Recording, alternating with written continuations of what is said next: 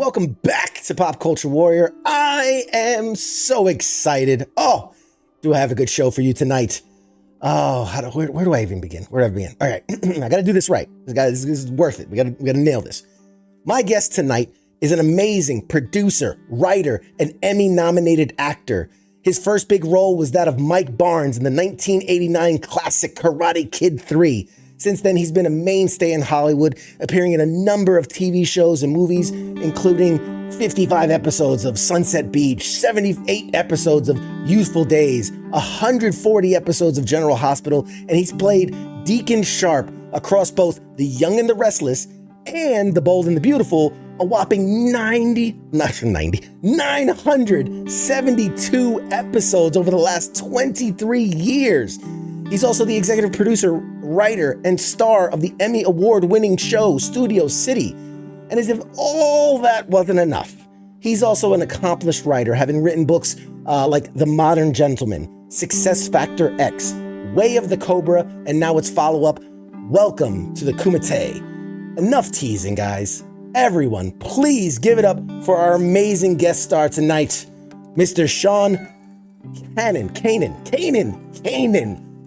Oh, so close. Thank you so much for having me on, brother. I really appreciate it. Oh, man. We are so excited to have you. We're obviously huge fans of your work. We have such short time because you have such a massive history and not aging anyone, but you've been doing it long enough. You have so much to talk about, so we're gonna pick the highlights. But first and foremost, I always like to ask, what is your military connection? So, maternal grandfather and my paternal grandfather were both in the Army. My mom's dad was a captain. He was a doctor in the Army during World War II. And my dad's dad was, I think he was a master sergeant in the Signal Corps. That is, we thank them for their service. They're the greatest generation right there. Both great men. Absolutely. So this is a pop culture show that with a pop culture feel and lean. Let me ask you, what do you geek out about?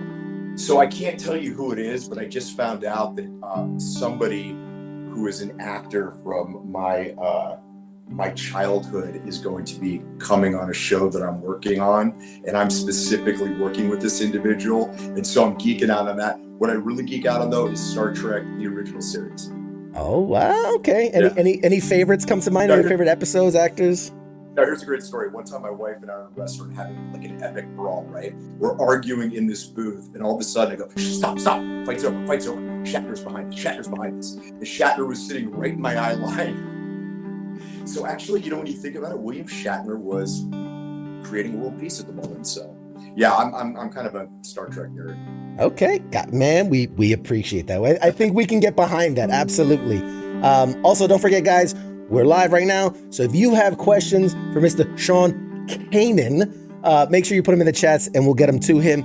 I always like to get to know the man behind the characters and behind the work. So here's an opportunity. Tell us, are there any charities you support, any causes you're really behind that you want to put the word out? Well, I actually, I had worked years and years ago with USO. Went over to Bosnia and Kosovo and Macedonia to entertain the troops.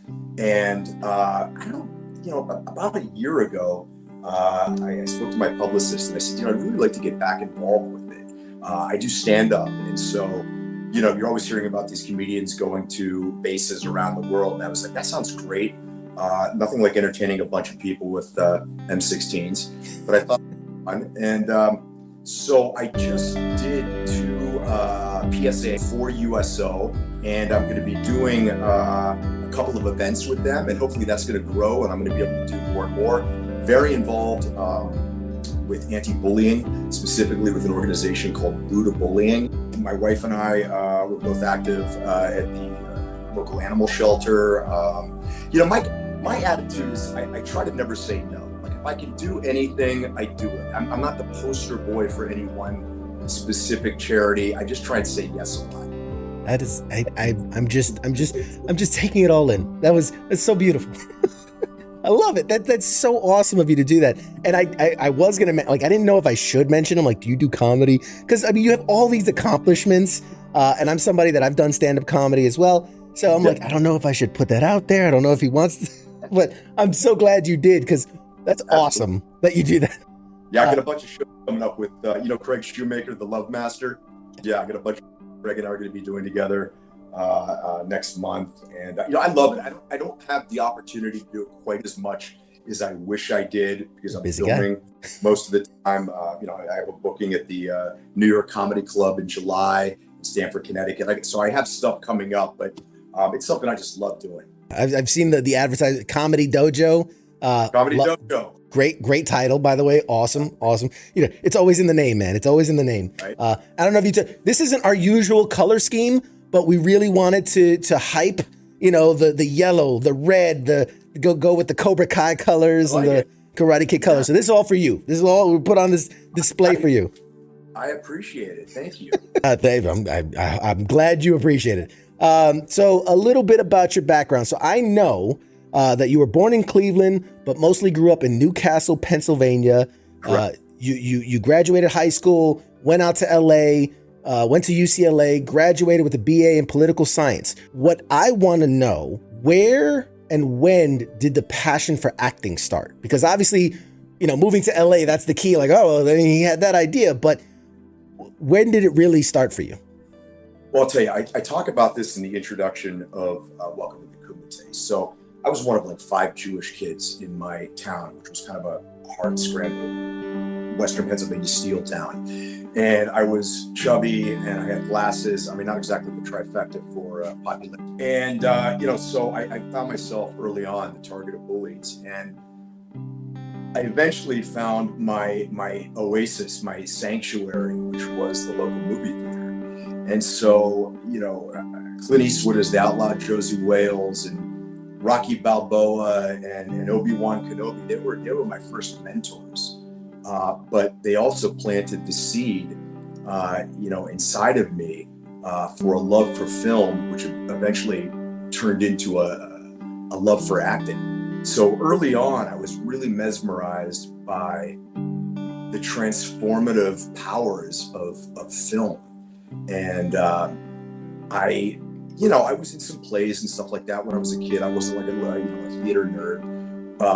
But by the time I got to college, I actually went to Boston University for 2 years before making the decision to come out to LA to start my acting career. Started dabbling and taking some acting courses. The deal with my parents was you got to finish college if you're going to go run off and join the circus and be an actor. And I figured, all right, well, I probably should pick something that's not a theater degree because, I'm not a big fan of having a plan B, but at that point in time, it seemed a little too much to just say, screw it, I'm going to get a theater degree. So I got a political science degree. I figured if everything went kind of tits up, I could at least maybe go to law school or something like that. But I really knew that I was angling to get myself to New York or Los Angeles to start my acting career. Outstanding. And I mean, and boy, howdy, did you kick it off in style. Coming out and almost immediately getting something like Karate Kid 3, Mike Barnes. Do you recall what that meant for you in that moment, like when you found out you got it?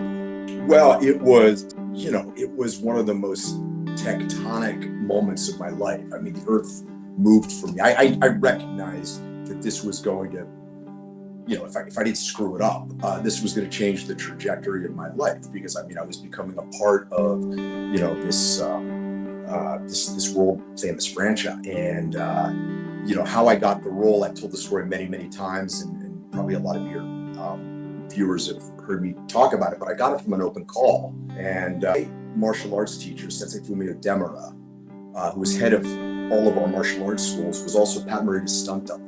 And so he knew I was in Los Angeles pursuing acting, and he said to me, there's going to be this audition for the new bad guy. You should go try out for it. And so I went to an open call. There were probably 2,000 people there. And there's John Avildsen, who won the Academy Award for Rocky, directed The Karate Kid, The Karate Kid 2. And he plucked me out of the line. Now, here's something that's really funny, interesting. Before Cobra Kai came out, Entertainment Tonight came to interview me on the set of Bold and Beautiful. We're doing the interview. And I said, oh God, I just had this flash that when I when I was auditioning for the part, Entertainment Tonight was there 35 years ago, and they interviewed me, and I was like, oh my God, Entertainment Tonight's interviewing me. And so the guy that was interviewing me on the Bold and the Beautiful set said, well, we've got this vault. We keep everything. He said, we're going to find it. So I wrote in Way of the Cobra about my experience of getting this part, right? But it was based on memory. I hadn't seen this interview. They found it, and you can find it on YouTube. Just put Sean Kanan interview. Yeah, whatever. And my voice is different. It's like 3 octaves higher because I'm younger. And it was amazing to me how close I was with my recollection, because usually humans are pretty bad historians. We see things through the prism of a million different variables, but this was such a seminal moment in my life that it really crystallized mentally, and I had a pretty good recollection of it. It was just a trip for me to watch it 35 years later. Yeah, I did see the clip, by the way. I did, and it's incredible to see you literally, like, he's not being facetious. He's picked out of a line, like, you don't see the end of the line in either direction, and to see you get picked out and then later on to be interviewed by E.T. I mean, how lucky can you be to have archival footage of something like that? That's incredible. So something that I think people should know is that prior to you even booking this thing, you had been studying karate for 5 years. And you just mentioned that. So, kismet, fate, whatever you want to call it, that you should get this role. We did get a question in the chat. This is from Pete. And he says, why did you choose, oh my God, hopefully I don't butcher this, Shotokan karate to learn? Good question. It was real simple. I was in a small town. There were like 2 karate schools. And my dad had a store, and a bunch of his stock boys who were all older than me, and I kind of looked up to them. They came in one day with a bunch of photos from class doing kicks and all this stuff. I was like, that's pretty cool. All right. And I was doing a little boxing in Youngstown, Ohio, and my parents quickly realized that the gym I was boxing in was a gym where, these guys were doing it as a way of getting out of a socioeconomic situation, not their, nice son from the suburbs. And so they said, well, why don't you take karate? And I didn't really want to do it at first, but it was one of 2 dojos. And the other one, I think, was also a Shotokan dojo. So, I took what was available. Gotcha. And his follow-up question was, what, if any, is your favorite weapon to train with / use? I would say nunchucks. Yeah. There you go. We're answering questions, man. We're knocking it out. You guys are great. Keep it up. So, and I know that and you mentioned it, your instructor had, I think it was done the karate for Karate Kid 1 and 2, done the choreography for Karate Kid. No, not the choreography. He was Pat Morita's stunt double. Like they would put makeup on him and he would look like Pat Morita, and he did all of Pat's fighting. Got it. Okay. So, it again, just kismet and the fate of it all kind of working out, I think is incredible. Like it was destined. I mean, I know that sounds crazy. I'll even tell you one more story, which I guess in retrospect sounds pretty arrogant. But I came back from Los Angeles, and I was on a vacation or break in my hometown. And, my buddies I hadn't seen in a while were there. So we're sitting out the stoop at the local, gas station quickie mart, like we'd done all through high school, shooting the shit. And I was like, there's this role for Karate Kid 3. And I said, I'm going to get it. And they didn't laugh at me. They were like, you go get it, man. And I just had a crazy sense of destiny, it really was like winning the lottery because, first of all, in Hollywood, in film production, you don't leave it to chance that you're going to find one of your lead actors for a successful franchise from an open call. I think it was a stunt. I think it was the 3rd installment. I think they, needed some kind of a shot in the arm, public relations wise, and they said, we're going to do this big open call. We don't expect to find the guy, but it's it's going to be good for the press. And when they found me, I think they were like, holy shit, bingo. Hey, again, the stars lined up. And I do got to mention, it wasn't always smooth sailing, because I read the story where during filming, you suffered internal bleeding after injuring, I'm not even going to try to pronounce it, Omentum? Momentum. Yeah. Momentum. So, the whole experience had pockets of extreme difficulty. I wasn't the first actor they hired. They hired someone else and fired him 2 weeks later, then brought me in. Yeah, we were filming. I was having some pain in my upper left thigh. I thought it was from all the karate I was doing, taking a lot of aspirin. We broke for Christmas Day 1988. Everyone is, preparing for celebrating the holidays with their family, and I passed out on the floor of the Dunes Casino, bleeding to death. I had internal bleeding. The aspirin exacerbated the bleeding. They rushed me to Humana Sunrise Hospital. They said, "Okay, we don't know if we can save your life. You've been bleeding for days." And they said, my parents, my dad flew out. They could only get one ticket at the time. And they said, "Okay, we have to operate." So I thought they meant Monday, and they meant in 15 minutes. And, to date, it's still the scariest thing that's ever happened to me. When you realize that your life is completely in someone else's hands. And I imagine that a lot of the brave men and women in the military have had to be in that position. And, while I've never been in the military and I haven't been in combat, I do have a little glimpse of what that's like. And it is definitely, it gets your full attention. Absolutely. Oh yeah. I'm sorry. I dozed for a second there because I've died twice. No, not dozing. Is it like I went to a different place. I was shot in combat multiple times and actually died twice. So I'm reliving it as you're talking about like bleeding to death. I'm like, yeah, I've been there. I know that feeling. It's Wow. okay. It's okay. Go from there. It's totally fine. Totally bringing it down. No. I would just say I totally get it, and the similarities are right there. Like you said, that just this idea of like my life is in someone else's hands. I've done all I can do at this point, and just gotta hope for the best. And I can sympathize because it's a hard moment to come at such a young age to come to grips with your mortality is. Mike, it's so funny you say that because that's exactly how I describe it. You think you're immortal at 22 years old. And when you learn really quickly, the brakes get slammed on and that you're not, it's a psychic shock, And did something like that, and again, not really talking about acting in the career, but from a human level, does something like that, how does it change you? Did you kick into high gear? Did you, I got to cherish every moment, or do I got to live for life for the fullest? Like, how'd you come out of that? Well, in the moment, in the window of that experience, for one reason or another, at that point in time, I summoned up something that was inside of me that I didn't know was there. Because I not only had to fight my way back into the world, I had to fight my way back into the film. And I had a 15-inch wound with staples, and I had them discharge me against medical advice because I was going to get my ass back in shape, and I was going to finish the movie. And ultimately, I did all my own martial arts stunts in the film. And that's a whole other story.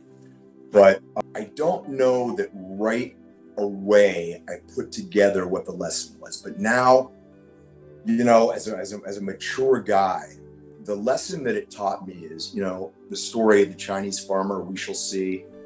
Okay, so, you never know how, with the expansion of time, an event's really going to affect you. Something that might seem catastrophic in the moment with the expansion of time can prove to be the best thing that ever happened to you. And I think so much of our lives and our destiny is predicated on how we frame the stories in our lives that we attach to the events that happen to us. And if you're carrying around stories that are disempowering, then you need to reframe them and make them empowering. Because I could have very easily created the story, Hollywood sucks, they didn't give a shit about me, they were going to kick me to the curb, and I could have become jaded. And instead, the story that I chose to glean from that I carry around with me, is that at least for that moment, when the going got tough, I reached down deep, I remembered my why, and I got going, and I adapted and overcame. And so now in my life, when things get really tough, I say to myself, is it as tough as lying on a gurney being told if they can save your life? It's probably not that tough. So buck up, let her go. Yeah. And it kind of rallies me. I feel that so deep inside. I feel that.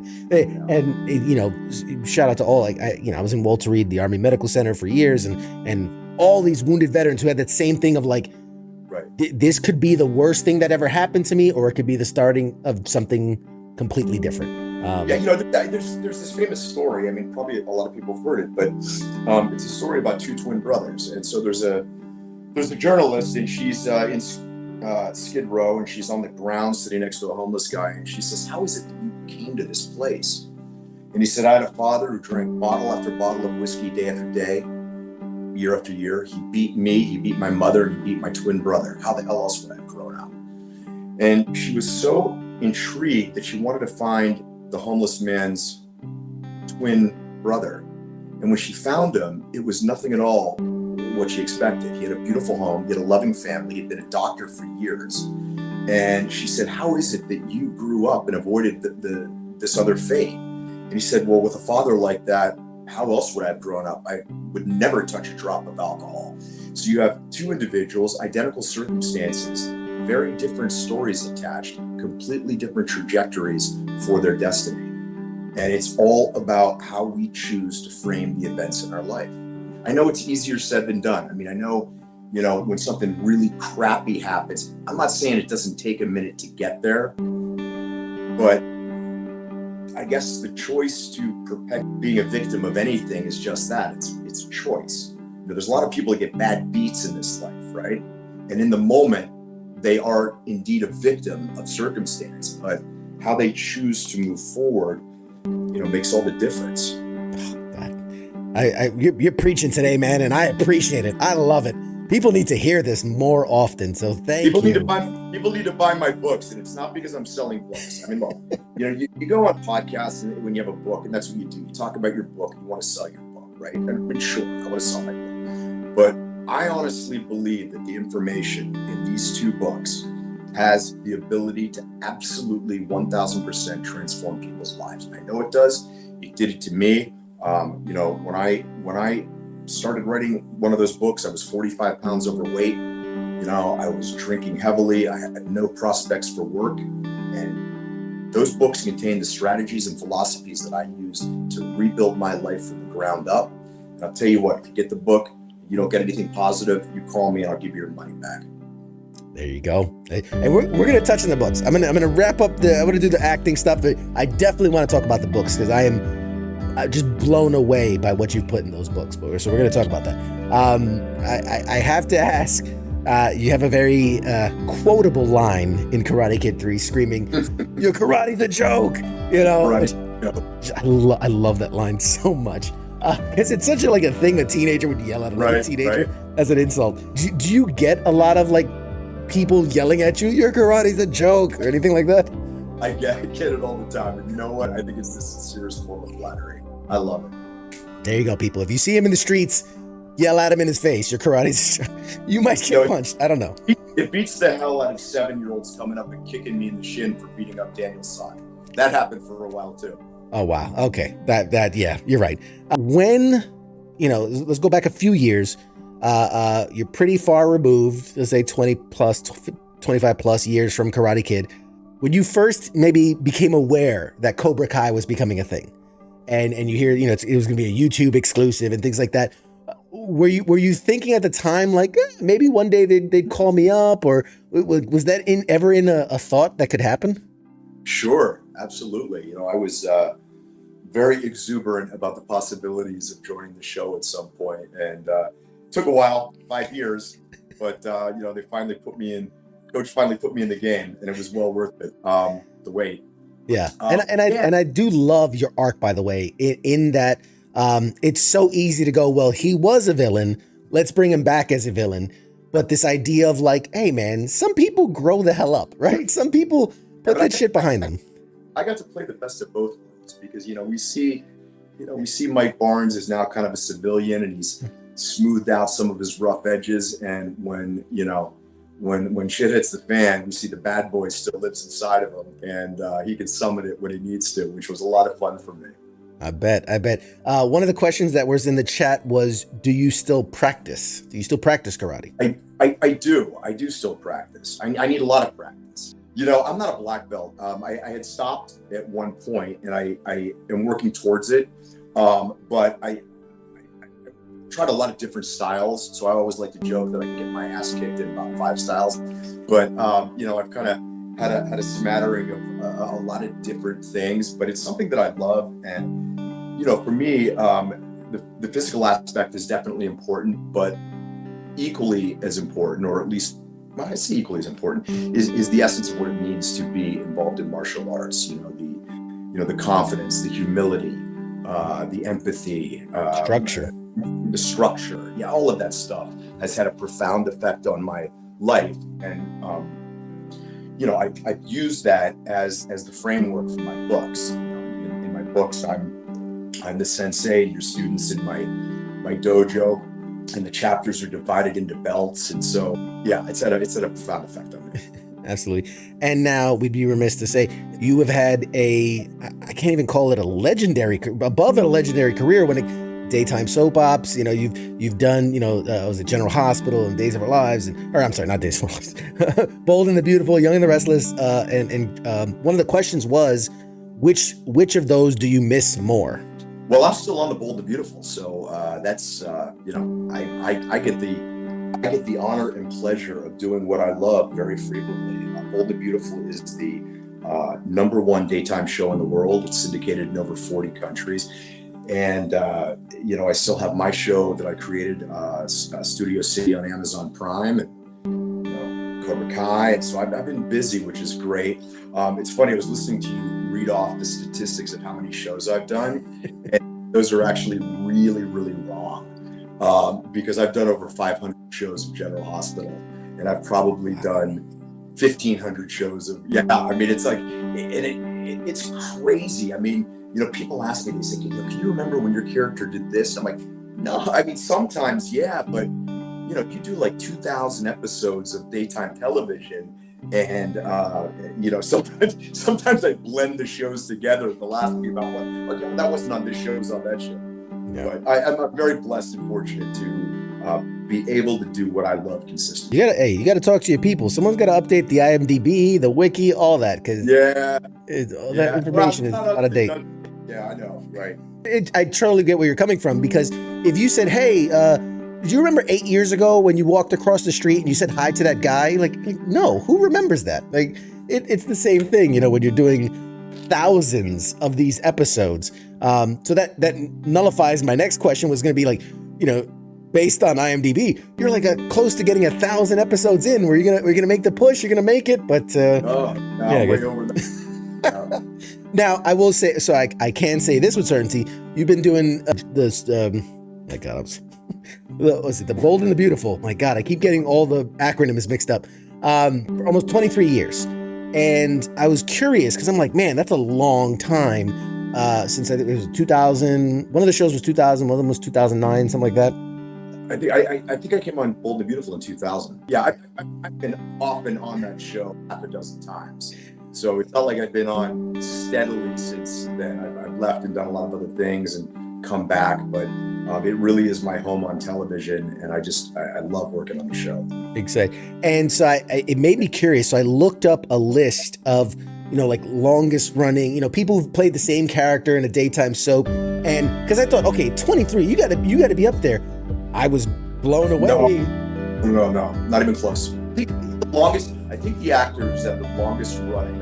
Do you know who it is? I do. I think it's Kanan, who's been on General Hospital since like he was a kid in the 70s. Yeah, it was like 1967, something along those lines. Yeah.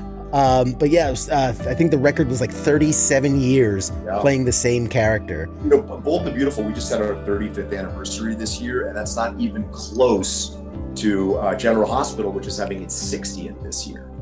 It's crazy. I mean, God bless. Like that's such a, you know, part of the tapestry of you know, Americana TV, right? Yeah, you know, it's like with first episodes, they were in black and white, right? Like that's how it. First episodes of General Hospital was a radio show, and then it became black and white with the bad organ music, and then it eventually segued into what you see now.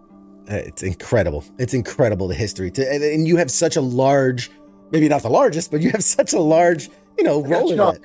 You know, do you think when all is said and done, because right, everything dies at some point, everything finishes at one point. You know, is that something, you Don't want to put look? that on me, Ricky Bobby. I was gonna say, do you want to look fondly? Is it one of those things where you're like, I'm kind of glad to put that one to bed, or is it? No. It is a fantastic job. I mean, I love the people I work with. A lot of really, really talented actors and crew and producers. It's a pleasure to go to work, and I have, opportunity to go do other things. So it's absolutely like the best of both worlds for me. In 2020, I did back-to-back films with Bruce Willis, and then I did Cobra Kai, and I did a bunch of other stuff in conjunction with Bold and the Beautiful. So I mean, I'm a pretty happy guy that way. Yeah, okay, no complaints. I love it. And the last thing I want to ask about that, soaps, for those who don't watch daytime TV, for me, it feels like, as an outsider, as a viewer, like a whole different style of TV. It's its own genre. I mean, it is. I mean, first of all, there's very little action in soaps. It's talk. That's tough. And it's very specifically designed to have cliffhangers so that if you didn't see the show Friday, you're going to figure out what's going on Monday. And here's the thing about it. I've given this a lot of thought. There are a lot of people in this world who watch soap operas that don't have a lot of connection with other people. And for them, they turn this show on and it's longitudinal. They watched it with their mom, and their mom watched it with their grandmother, and they feel like they know these characters, and it's something that's dependable and they can count on, and they're emotionally invested in it. And so, I suppose when I was younger, I was a little more, I don't know, cynical, and I don't want to say negative, now I really embrace this, and I'm very honored to be a part of this. I mean, gone are the days when you're seeing that crazy stuff where people are getting possessed and aliens. That doesn't happen. Really, it's all based on relationships and emotion and things like that. And as an actor, it's good because you're constantly being given different things to play emotionally. So it's like the gym for your acting. You really get to kind of work some stuff out. So yeah, it really, I do think it, especially nowadays. I hate that frame, nowadays, but it holds up a mirror to society, right? What are the issues? That's interesting. Us, we do 5 shows a week. We have the ability to sort of take things that are, sort of ripped out of the headlines, and that are sometimes very important social issues, and deal with them almost in real time on the show. And that's kind of cool. I remember when I was in General Hospital, we did a huge storyline about pediatric AIDS and about adult AIDS too. And it was very powerful, and we wound up raising a lot of money for it. And I remember when I was on Young and the Restless, we had a great storyline with a guy that was a vet coming back from the Iraq War. And so sometimes you find yourself in these stories that really are kind of important and need to be told. And so I like that. Yeah, it's wonderful. It really is. Although I hearken back to my childhood, those days I was homesick, and you just flip into demonic possession, or my evil twins triplet body snatcher. Like, it was the closest thing to like a comic book you could get in TV. I think that stuff is largely. It certainly doesn't happen on our show. Watch it. I'm going to start next week where I'm being abducted by a UFO. Yes. My twin brother will come back, and then he'll be possessed. That's yes, I hope so. I hope so. Wait, just one throwback. Just give me that. There's one throwback. But really, the last thing I'll say about it too is that it's the closest thing narratively to like a comic book, because when you think of like, there's 60 years of history for these characters, it can almost be intimidating for someone new to just dive into it. So it fascinates me in that aspect. I want to switch gears a little bit. 2011, you wrote The Modern Gentleman, Cooking and Entertaining with Sean Kanan. That's correct. It shares your favorite recipes, but it also took the opportunity to help rebrand men by offering tips on etiquette, manners, and entertaining for special occasions. Yeah, What motivated you to write that? Well, I love to cook. All right, I started cooking in college. I couldn't afford to take girls out to nice restaurants, so I figured if I could cook them a home cooked meal, they're at my place. I'm in pretty good shape, right? It's geographic desirability, right? And so people always told me to open a restaurant. I was like, well, that's about the quickest way for an actor to lose their money is to open up a restaurant. I said, I'll write a book. It's safer. So the book's a weird book. It's a hybrid. The book really shows guys how to be better versions of themselves. And I think that's where my love of personal development really started. And it gives women a bit of a front row seat, pulling back the curtain on how guys think. And so intermixed with the recipes and how to set up your kitchen and wine and history and all that, there are chapters like The Modern Gentleman Defends Himself, and I talk about how martial arts has been important in my life. The Modern Gentleman Learns a Foreign Language, and I talk about how studying foreign languages has made a huge impact on my life. It even has crazy topics like about sexting, like it's like if you're going to do it, there's an etiquette to doing it, so you're not a creep, you know what I mean? How do you wind up, connecting with someone, being sexy, but not like getting put on the, sex offender registry. So it's got my voice. It's cheeky. It's funny. It's a little, sarcastic, all that stuff. It's not just like a goofy celebrity cookbook. I love this book, and I definitely, it's a great book for young guys, maybe just, getting out of the house for the first time, kind of looking to up their game. It's a great book for women to get a little perspective on how men think. And I think it's funny, I was talking to my wife about it. I think we're going to put it back out too. You can get it on Amazon, but I think we're going to be redesigning the cover, kind of giving it a fresh overhaul and putting it out, because I really think that there's a lot of the information in it is not so dissimilar from what I talk about in Way of the Cobra and Welcome to the Kumite. Yeah, I mean, hey, there's no better time. I mean, I respect the fact that you wrote these things because, for instance, let's say something like sexting. Where do you learn it from, right? Where do you pick it up from? Where do you learn what's right or wrong? So if you were asking your mother, so, you ask somebody, right? So I think that's great to be like, you know what? If nobody's going to carry the torch, I'll do it. I'll do it. I'll put it out there. Who better to learn about sexting than from the bad boy of karate, right? Exactly. So in 2019, you co-wrote Success Factor X, and that one it's a collaboration. You have a group of high achievers like entrepreneur Mark Cuban, hip hop icons Run DMC. How did that book come about? Like how does that happen? I had a friend who was an author, and she and I wanted to do something together, and we were batting around ideas. And again, my fascination with sort of the science of success led me to an idea where I said, what if we just ask 50 really successful people what success means to them, and from all different backgrounds.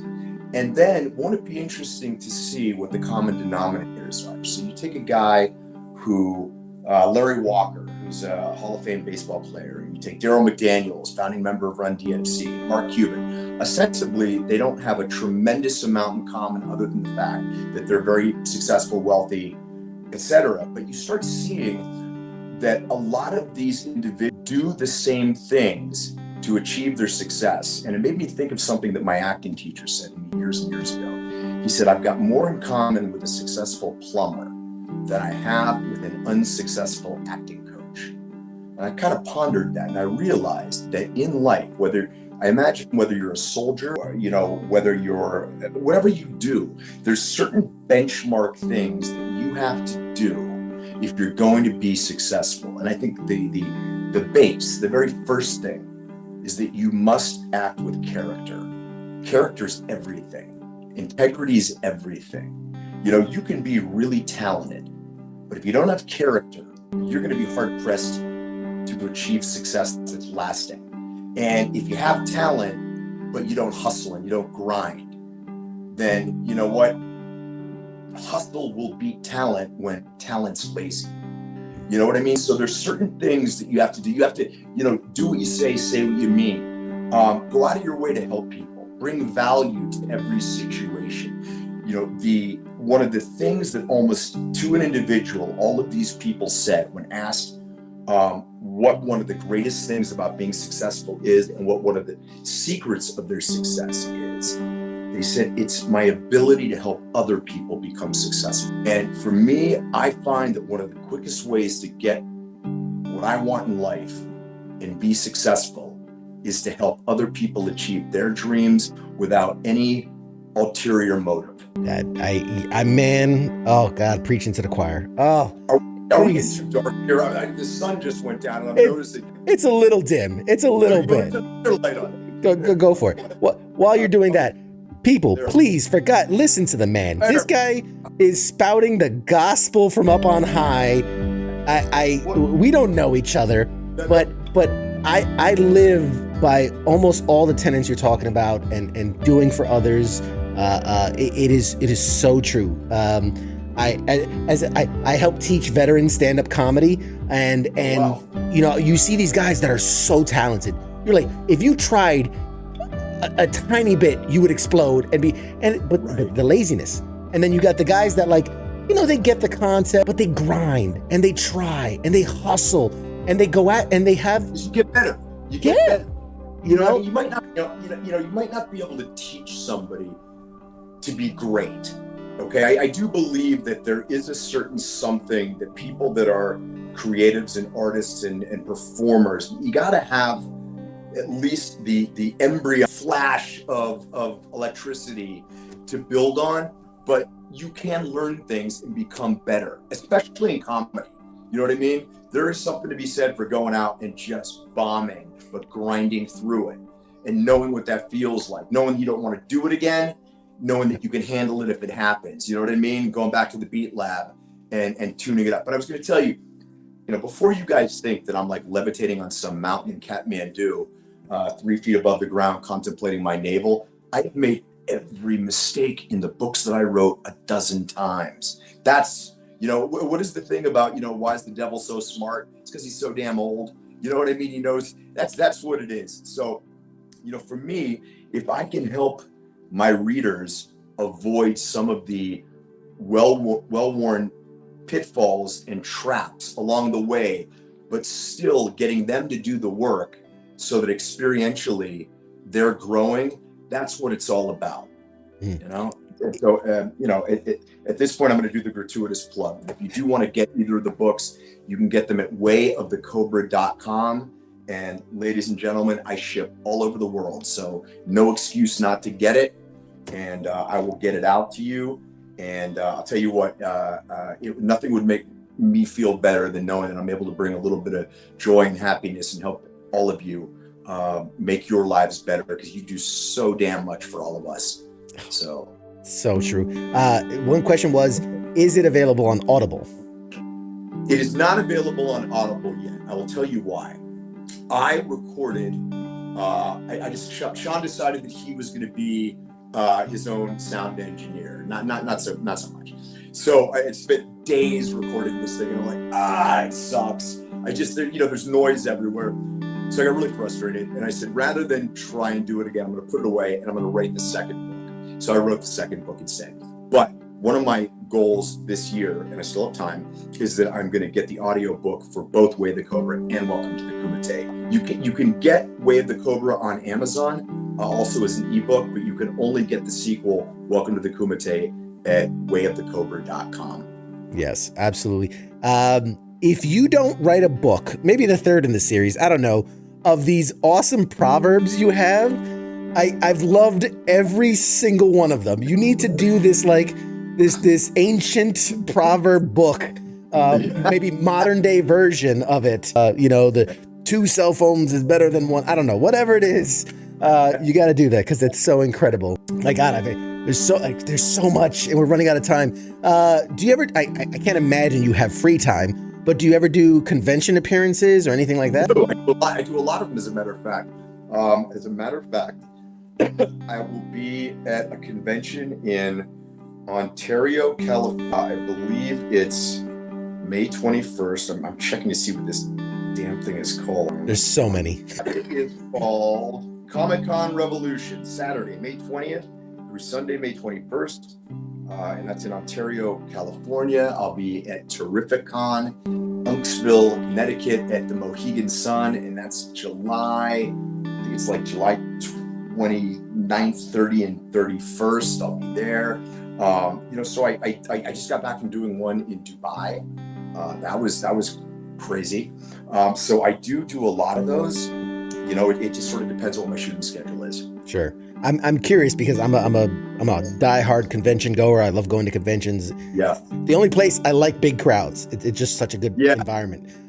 What has been, and I know there has to be, what's been your craziest fan interaction? One time, many years ago, when I was on General Hospital, so that would have been like the mid '90s. This large guy came up to the table, and he put a hunting suit down on the table with bullet holes in it. And he goes, "I made this just for you." And security was like, "Leaving, what a good idea." So that was a little weird. That was definitely odd. Most people are really nice. I'm also, I'm a pretty good amateur psychologist, and when push comes to shove, I can take care of myself too. So, I try and kill them with kindness, and I don't have too many I have more great stories by a geometric component than that. I think that's a great thing. I think that's a testament to who you are. Sometimes crazy attracts crazy, and so a good man will attract positivity and good people. And another thing I talk about in the book, the law of vibration. Everything vibrates. What you put out there, the universe thinks you want more of it. If you put out there negativity and I'm broke all the time and the universe is against me, you get more of it. You put out there that you live in a world of abundance and love and that stuff, you get more of it. I'm going to clip so many pieces of this and send it to people that really need to hear it, because my God, we're in simpatico. Get the book and send it to them. There you go. We're going to get a couple copies of the book and we're going to send it. Let me ask you, because we're running out of time and I don't want to hold you any longer than I have to. And because of who you are and your energy, and I can feel it, I want to ask you this. We live in a day and age where social media and technology allows us to literally reach into each other's lives. You work in an industry where you literally put your physical likeness out there. You make yourself available to the public. How do you handle, because, and we all know with the anonymity of the internet, there's a lot of bad people, but how do you handle all that criticism and how do you handle the social media aspect? It's so funny you say that, Mike, because it doesn't happen a lot. I'm fiercely apolitical on social media because you're not going to change anyone's opinion. You're not. They want confirmation bias and they want to hear whatever it is that they think anyway. So what am I going to do? I'm going to alienate 50% of the people who watch my show? I don't do that. But today, I had somebody who was really going after me for something that really had nothing to do with me. And I said, hey, listen, I said, I'm not, if you're looking to be offended, you're going to find being offended real easily in this life. I'm not trying to offend anybody, and I'm not trying to start some little Twitter war with you, but don't come at me like that. And it's amazing. I just sort of sit back and my wonderful Twitter minions devour them. And, but I don't look for it. I mean, this is part and parcel of people in our society being, we have such a tribalism. And people want to identify with different groups and they want to be offended. And, being a victim in the early stages has some very positive things. You find other people who are victims. Sometimes you get some sympathy, but, in the beginning, it can be attractive to people, but it's really just kind of a go nowhere mentality. And I shut it down. I'm like, I'm not buying into it and feeding into it and I got way more important things to do than that. Wow. Oh God. Is it wrong to say I love you? Is that weird? I love Is that weird? We got one guy that's saying you need to come out to Texas, the conventions. He goes, there's too many conventions. I did. I actually went to 2 conventions in Texas in 1 week, which was so surreal. I love Texas because I went down and did Walker, Texas Ranger, when I was a young actor, and I really love Texas, and I love Texans too. They're true Americans. I was in Bell County. I was at the Bell County Comic-Con, and I was at some other one outside of Austin, and I'm sure I'd love to come down to Texas again. There you go. Last question before we let you go.